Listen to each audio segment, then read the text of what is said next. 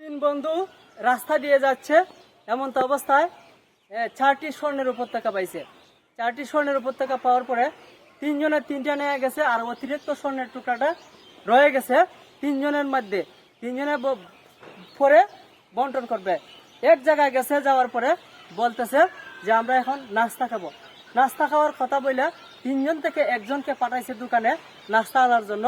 আর ওই সুযোগে ওই দুইজন কি করছে, যুক্তি করছে, এ আসা মাত্রই আমরা ওরে মাইরে ফেলাম, মাইরা সেরা আমরা 4টা স্বর্ণের মালিক হয়ে যাবো, জন্য দুইটা বা কি সিস্টেমে করছে। আর হে কি করছে, বুদ্ধি করছে, ওই আমি যখন দোকানে আইছি নাস্তা নেওয়ার জন্য রুটি, ওই রুটির মধ্যে 20 কিনা 20 মিশাই দিছে। ওই আমি দুইটা খাওয়াই মাইরা আমি হয়ে যাবো 4টার মালিক। লোভে পাপ, পাপে মৃত্যু, তার একটা বাস্তব উদাহরণ দিচ্ছি।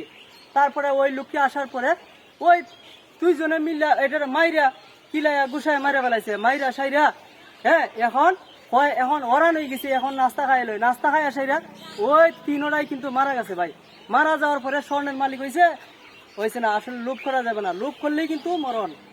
যারা ভিডিওটি দেখতেছেন অবশ্যই আমার পেজে একটি ফলো দিয়ে পাশে থাকবেন। ধন্যবাদ সবাইকে, ভালো থাকবেন, আসসালামু আলাইকুম।